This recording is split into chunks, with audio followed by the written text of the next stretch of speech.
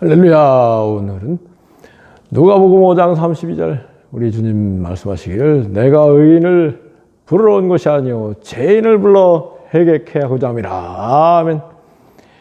우리 주님 의인을 부르러 온 것이 아니고 죄인을 불러 회개시키기 왔다. 바리새인들이 주님이 자꾸 그 세리 장기 죄인들과 함께 어울리니까 당신이 어찌 의인이고 선생이면은 그 랍비면 이럴 수 있느냐 그랬을 때 주님께서 야 내가 의인을 부르러 온 것이요 죄인을 불러 회개케 하고자 합니다. 아멘이죠. 그래서 주님께서 의인을 부르지 않고 죄인을 불러 회개케 하기 위해 오셨다. 그런데 로마서 3장에서 의인은 없나니 하나도 없도다 그러지 않았습니까? 모든 사람이 죄를 범하였으며 하나님의 영광에 이르지 못하였다 하지 않았습니까? 모든 사람이 죄인인 것이죠. 우리 주님께서는 모든 그 죄악 가운데 있는 인류를 불러서 회개시키기 위하여 오신 건데 바리새인들은 스스로 의롭다 하는 사람들 그러면서 주님을 무시했지만 주님을 알아본 스스로 죄인임을 깨닫는 겸손한 사람들을 주님께서 부르시고 회개하고 천국의 기쁨을 누리도록 주님께서 우리를 지금도 부르고 계신 것을 깨달을 줄 믿습니다. 하나님은 교만한 자를 물리치시고 겸손한 자에게 은혜를 베푼다 그랬는데 정말로 이 세상엔 두 가지 부류의 사람이 있다고 할까요? 스스로 의인인 줄 아는 교만한 사람, 스스로 죄인임을 깨닫고는 겸손한 사람. 우리 주님께서 정말로 바리새인들, 율법사, 서기관들을 향해서 화했을진저 외식하는 서기관과 바리새인 율법사들이여 교만하기 때문에 그렇게 되는 거죠. 여기서 우리는 주님께서 우리를 택하시고 부르시고 은혜를 베푸셔서 우리를 구원 가운데 믿음과 소망 가운데 살도록 하시는데 여기에 일정한 기준이 있는 거 아닐까요? 첫째로 하나님이 교만한 자를 겸손한 자에게는 겸손한 사람을 택하신다. 아멘이죠. 두 번째로는 스스로 죄인임을 깨닫고 있는 사람들, 마찬가지 겸손한 사람이긴 하죠. 주님께서 부르신다, 택하신다. 아멘이죠. 세 번째는 지혜롭고 슬기로운 자들, 스스로 지혜롭고 슬기롭게 생각하는 사람들에게는 복음을 숨기시고 어린이들에게는 나타내심을 감사하다 그러는데 자기가 어리석음을 깨닫고 있는 어린이들, 그게 또 마찬가지로 겸손이 기준이 되죠. 그 다음에 이제 또 주님께서 가난한 자가 복이 있다. 천국이 저릴 것이다. 애통하는 자가 복이 있다. 위로를 받을 것이다. 추리고 목마른 자가 복이 있다. 배부를 것이다. 박해받는 자가 복이 있다. 천국을 차지할 것이다. 주님께서 우리를 구원하시기 위하여 선택하시고 예정 가운데 은혜를 부으시고 구원하시는데 일정한 기준이 있는 걸 알 수 있습니다. 야고보서에서도 하나님께서 세상에 대하여 가난한 자들을 택하사 믿음에 부요케 하셨다. 아멘이죠. 고린도전서 1장에서도 사도 바울이 선언하기를 하나님께서 세상에서 미련한 자를 택하사 지혜로운 자들을 부끄럽게 하시고 세상에서 가난한 자들을 택하사 부유한 자를 부끄럽게 하시고 세상에서 천하고 멸시받고 없는 것들을 택하사 있는 것들을 폐하려 하신다. 아멘이죠. 정말로 이 놀라운 주님의 깊은 은혜의 섭리를 깨닫는 시간 되기 원합니다. 그래서 주님께서 만민을 부르시는 거죠. 천하 만민에게 복음을 전하라 하신 것도 천하 만민, 죄악 가운데 있는 천하 만민을 불러서 회개의 영을 부으시고 회개하라 하는 것을 촉구하시는 거 아닐까요? 주님께서 회개하라 천국이 가까우느니라 때가 찼고 하나님의 나라가 가까웠으니 회개하고 복음을 믿으라. 아멘이죠. 정말로 우리 주님께서는 우리 모든 인류 회개를 촉구하고 계신 것입니다.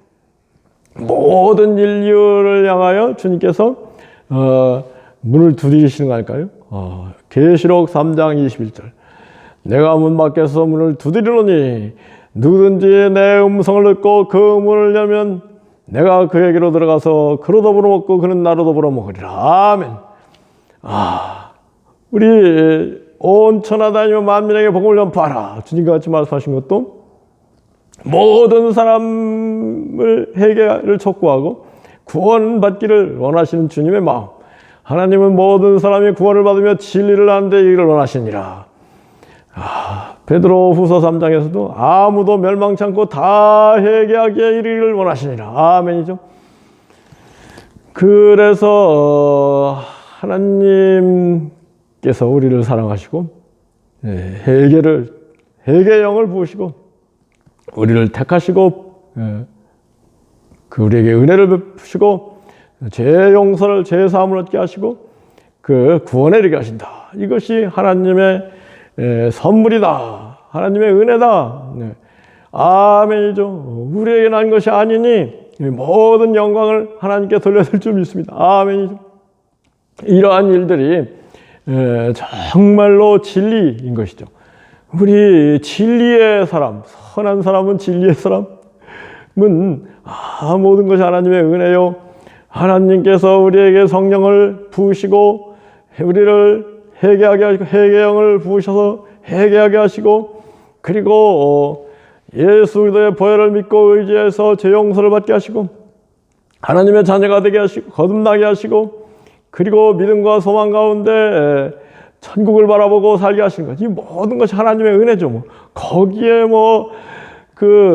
내가 잘나서 그렇게 됐다 이렇게 얘기할 수 있는 사람이 누가 있겠습니까? 우리 인생은 먼지요 안개에 지나지 않는 것입니다. 오직 하나님의 사랑이 때가 되면 하나님의 예정 안에서 우리에게 은혜를 부으셔서 우리에게 회개형을 부으셔서 진리를 알게 하시고 거짓에서 떠나 미혹의 영에서 떠나 진리 가운데 예수님 길이요 진리요 생명이신 예수님 안에 거하게 하는 놀라운 이 복음의 시대, 은혜의 시대, 성령의 시대, 회개의 시대, 믿음의 시대, 구원의 시대, 천국의 시대가 우리 앞에 활짝 열린 것을 깨닫기 원합니다.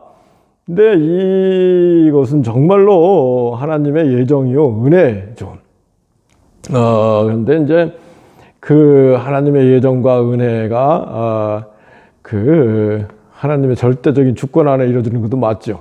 그렇다고 해서 하나님이 우리에게 은혜를 부으시고 하는데 기준이 전혀 없다. 하나님이 unconditional selection? 무조건적으로 막 이렇게 하나님이 자의적으로 임의로 이렇게 하신다. 그건 아닌 것 같아요. 어떻게 하세요? 겸손한 자에게 은혜를 베푸신다. 아멘이죠. 순수하고 어린 이들에게 은혜를 베푸시는 거죠.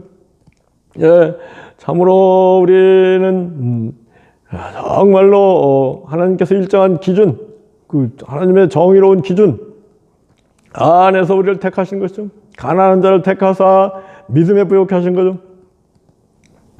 반대로 이제 교만한 자들은 하나님께서 또 교만을 회개를 촉구하는 건데, 여하튼 우리 모든 인류가 교만죄에 빠져서 죄 가운데 거하게 됐는데, 하나님께서는 우리에게 찾아오셔서 회개할 것을 촉구하시고, 겸손히 회개하는 사람들, 가난한 사람들, 정말로 소망이 없는 사람들, 이런 사람들을 택하셔서 믿음에 부욕케 하시고, 그렇게 하는 데 있어서 스스로 지혜롭게 생각하는 교만한 사람들은 택함을 받을 수가 없고, 겸손하고 어린 마음, 또 가난하고 굶주린 자, 애통하는 자, 박해받는 자, 이런 사람들에게 하나님의 은혜가 임하는데요, 이거 정말로 하나님의 은혜 가운데 이런 일들이 일어나는 거죠. 아멘이죠. 예. 여기에 뭐 우리 인간의 행위가 개입될 여지가 없는 거죠. 딱 하나님의 은혜, 예정 가운데 이런 일이 일어나는 거죠.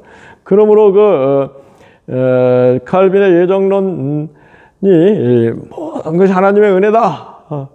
오직 은혜 이렇게 한 것은 종교개혁자들이 발의한 거죠. 그런데 하나님의 은혜를 베푸시는데 아무 기준이 없이 자의적으로 임의로 언컨디셔널 이렇게 은혜를 베푸신다는 것은 그건 조금 하나님의 참뜻을 본뜻을 간과하고 있다고 저는 생각합니다. 그리고 무엇보다도 우리가 하나님이 우리를 버리시는 게 아니라 우리가 하나님을 버리는 거죠. 교만한 사람들은 하나님을 버리는 거죠. 사무엘상 15장에 보면은 사울이 하나님의 명령을 거역하잖아요.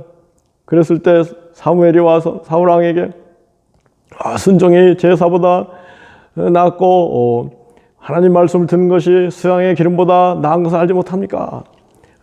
거역하는 것은 사신우상에게 절한 것 같으니 당신이 하나님 말씀 버렸으니 하나님도 당신을 버려서 왕이 되지 못하게 할 것이다. 이런 말씀. 우리가 하나님을 버리는 것이지, 그리고 하나님께 버림을 입는 것이지. 근데 원인은 우리가 하나님을 버리는 거죠. 하나님을 가까이 하라, 하나님께 가까이 하시라. 아멘이죠. 우리가 하나님을 가까이 하면 절대로 하나님은 우리를 멀리 하지 않고, 우리를 가까이 해주신 하나님이시죠. 문제는 이제 우리가 하나님을 멀리하고, 하나님을 버리고, 그러기 때문에 버림을 당하는 그런 이걸 또 우리가 계속 그러니까 모든 잘못되는 것은 우리 탓이죠. 멸망하는 것도 하나님의 예정 때문이다. 이게 이중 예정론인데 그렇게 하면 말이 안 되는 거죠. 하나님께서 영원전부터 어떤 사람은 구원받기로 택하시고 어떤 사람은 멸망하기로 작정하셨다. 이게 이중예정론인데, 그래서 선택을 못 받은 사람들은 하나님이 유기한 것이다. 리프로베이션, 버린 것이다. 그러거든요. 그렇지 않죠. 하나님은 모든 사람이 구원을 받고 진리한 데 일어나시며 모든 사람을 초청하고 모든 사람에게 복음을 들을 기회를 주기 위하여 땅끝까지 복음을 전하라. 그러자는 거니까. 그러신 거 아니겠습니까?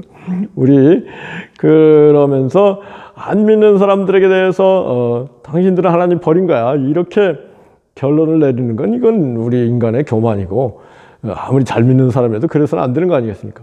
끊임없이 회개를 촉구하고 하나님의 사랑의 복음을 진리를 깨우쳐주고 그리고 사랑을 실천하는 가운데 그 사람들 마음을 녹이고 그래서 그 사람들이 그 복음을 믿도록 해주는 이것이 정상적인 일이지 절대로 우리는 처음부터 하나님이 누구도